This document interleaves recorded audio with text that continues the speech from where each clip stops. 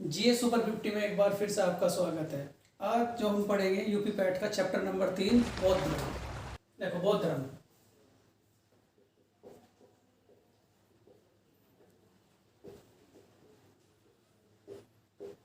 देखो बौद्ध धर्म का संस्थापक,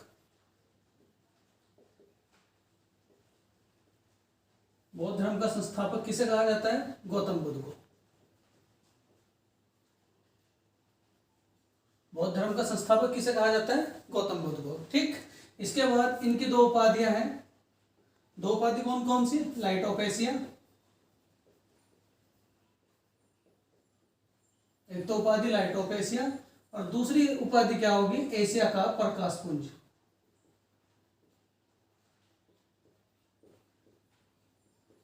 एशिया का प्रकाश पुंज। ठीक, गौतम बुद्ध का संस्थापक किसे कहा जाता है? तो क्या कहोगे? गौतम बुद्ध को। इनके पास दो उपाधियां हैं। दो उपाधियां कौन कौन सी? लाइट ऑफ एशिया और क्या कहोगे? एशिया का प्रकाश पुंज। ठीक, अब उसके बाद बात करते हैं कि बचपन के बारे में। इनका जन्म 563 ईसा पूर्व लुम्बिनी में हुआ था। इनके पिता शुद्धोधन और माता महामाया। लेकिन जैसे ही ये 7 दिन के हुए तो इनकी माता की मृत्यु हो गई थी। फिर इनका जो लालन पालन किया था वो किसने किया था? लालन पालन किया किसने? महाप्रजापति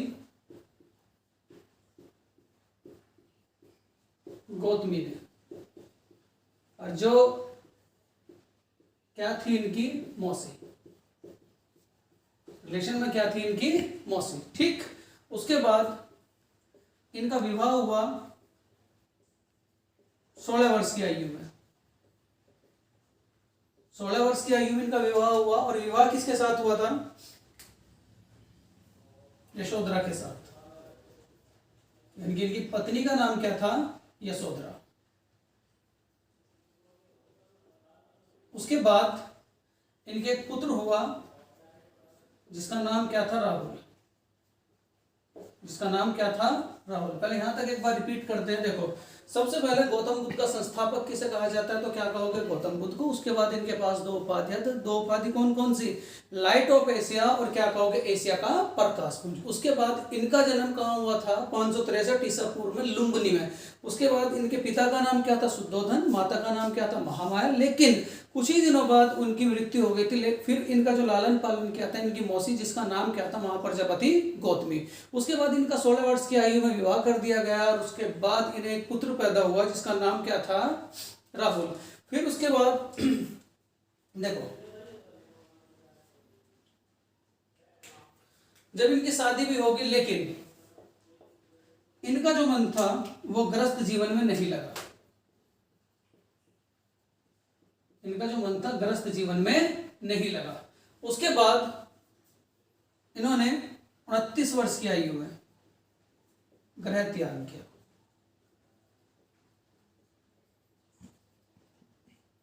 इसके बाद उन्होंने 29 वर्ष की आयु में गृह त्याग किया। फिर एक दिन ये अपने सारथी चन्ना के साथ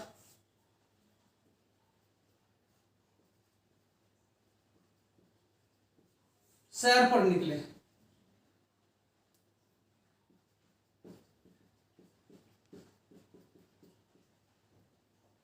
और इन्होंने रास्ते में 3 स्थिति देखी। कितनी स्थिति देखी? 3 स्थितियां। 3 स्थितियां कौन कौन सी थी? सबसे पहले बूढ़ा व्यक्ति, उसके बाद सन्यासी और उसके बाद इन्होंने क्या देखा? एक अर्थी। ठीक, फिर इन तीनों स्थितियों को देखकर इन्हें क्या हो गया? वैराग्य। इन्हें क्या हो गया? वैराग्य। और इन्होंने समझा कि हम जो जीवन जी रहे हैं वो बिल्कुल व्यर्थ का जीवन है। इन्हें क्या हो गया? वैराग्य। और वैराग्य के बाद इन्होंने 29 वर्ष की आयु में अपना गृह त्याग कर दिया। फिर ऐसे ही ये 7 साल भटकते रहे, 7 वर्षों तक भटकते रहे। फिर उसके बाद 35 वर्ष की आयु में जैसे ही भटकते रहे तो इनकी मुलाकात 3 कैंडिडेटों से हुई। 3 कैंडिडेट कौन कौन थे? एक तो बिम्बिसार, एक उदायन,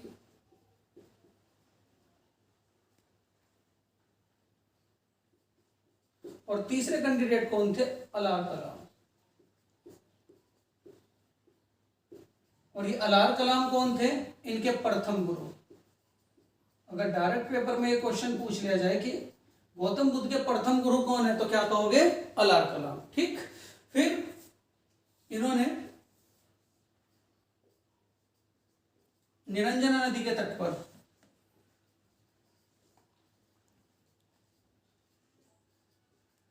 तपस्या शुरू की। यानी कि तपस्या शुरू की कौन सी नदी पर? निरंजना नदी के तट पर। जैसे ही ये अपना यज्ञ में बैठे हुए थे, 1 दिन लगा, 2 दिन लगा, 3 दिन लगा, 4 दिन लगा, इन्हें जो ज्ञान की प्राप्ति हुई वो हुई 49वें दिन में। इन्हें जो ज्ञान की प्राप्ति हुई वो कौन से दिन में हुई? 49वें दिन में। ठीक। कुछ इंपॉर्टेंट फैक्ट। जैसे ही उन्हें 49वें दिन ज्ञान प्राप्त हुआ तो ज्ञान प्राप्ति का स्थान तो क्या कहेंगे आप? उरुवेला। और उरुवेला बाद में क्या कहलाया? गया। और गया कहां पड़ता है? बिहार। गया कहां पड़ता है? बिहार। पहला उपदेश कहां दिया? वाराणसी, सारनाथ। और जो क्या कहलाया? धर्म चक्र परिवर्तन। जो क्या कहलाया? धर्म चक्र परिवर्तन। उसके बाद सबसे अधिक उपदेश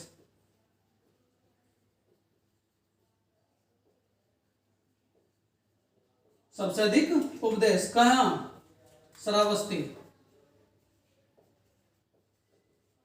इन्होंने सबसे अधिक उपदेश कहां दिए? श्रावस्ती। ठीक। उपदेशों की भाषा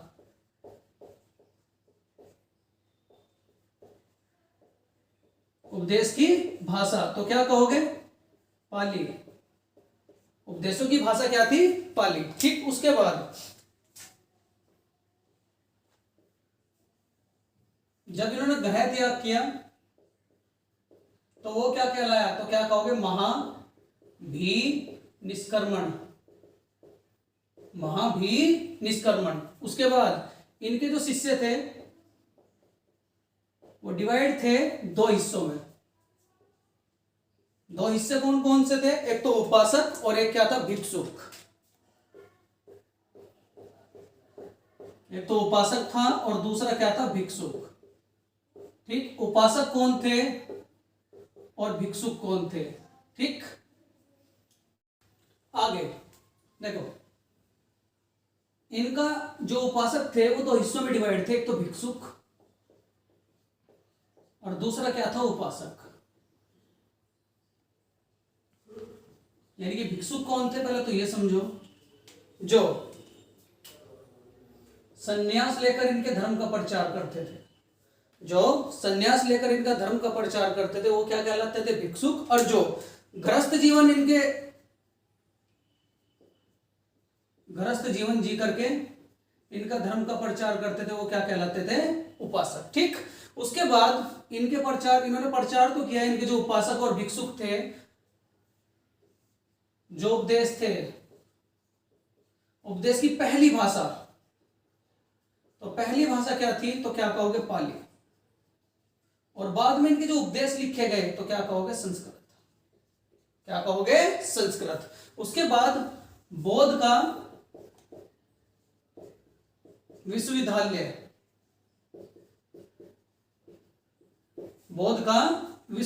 जिसका निर्माण किसने करवाया था? धर्मपाल। जिसका निर्माण किसने कराया था? धर्मपाल। उसके बाद देखो एक और फेमस विश्वविद्यालय भारत में जैन धर्म का, जिसे क्या कहा जाता है? नालंदा विश्वविद्यालय।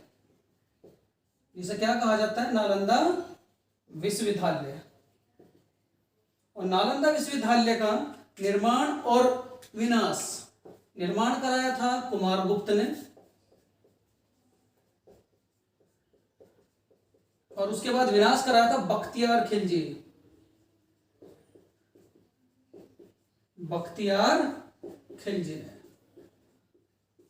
बख्तियार खिलजी ने। और उसके बाद देखेंगे इनकी संगतियां, कहां कहां कहां इनकी संगतियां हुई हैं। उसके बाद इनकी संगति बौद्ध धर्म में,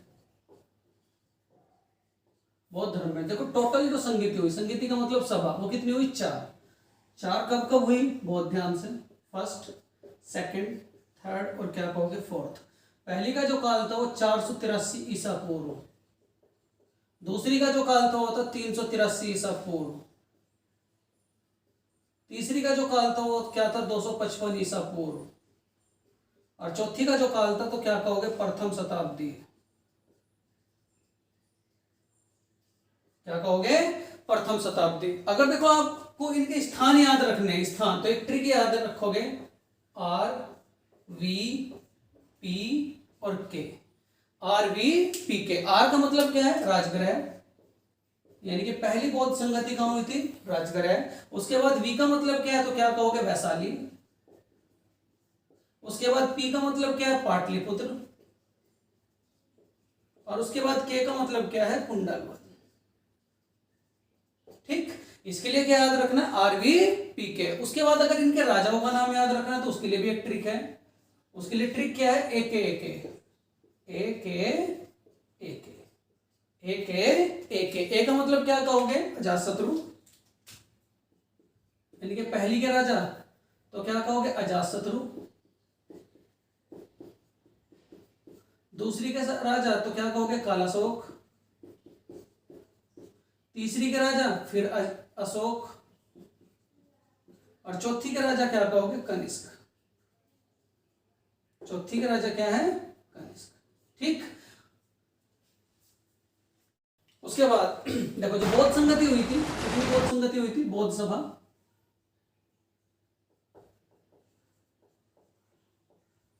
वो कितनी थी? 4। ठीक, अब 4 के अगर मैं बात करूं उपाध्यक्ष के, किसकी बात करूं? उपाध्यक्ष या पुरोहित की। पहली के जो थे, पहली बौद्ध संगति के, तो क्या कहोगे? महाकश्यप। दूसरी के क्या कहोगे आप? सभागामी।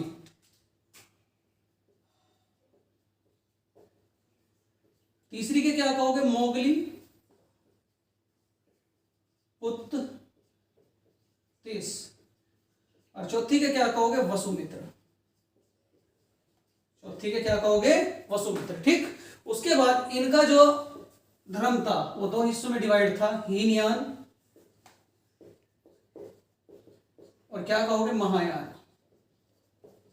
हीनयान और महायान। देखो हीनयान क्या था? बौद्ध शाखा का प्राचीन रूप, ठीक, और महायान क्या था? बौद्ध शाखा का नवीन रूप।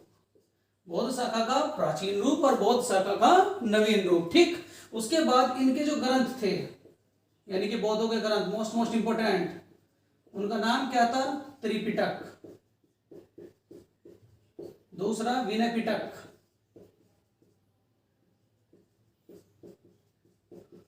और उसके बाद सुत्त पिटक।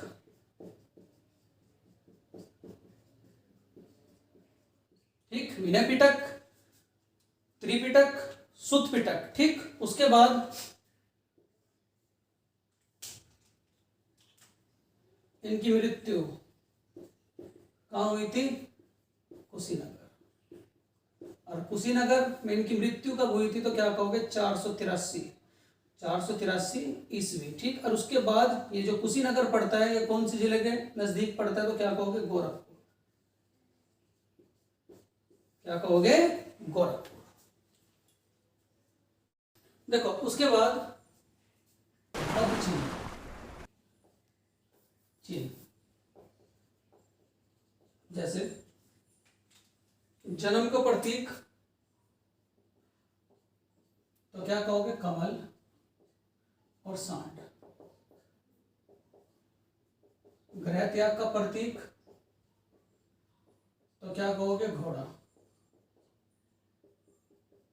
ज्ञान का प्रतीक, तो क्या कहोगे? पिप्पल। ठीक, उसके बाद मृत्यु का प्रतीक तो क्या कहोगे? स्तूप। उसके बाद निर्वाण का प्रतीक तो क्या कहोगे? पदचिन्ह। क्या कहोगे? पदचिन्ह। देखो, इनके जन्म से रिलेटेड जो प्रतीक था उसका नाम क्या था? कमल और सांड। ग्रह त्याग का प्रतीक घोड़ा और ज्ञान का प्रतीक पिप्पल, मृत्यु का प्रतीक स्तूप और निर्वाण का प्रतीक क्या था? पदचिन्ह। ठीक, उसके बाद बौद्ध धर्म के त्रिरत्न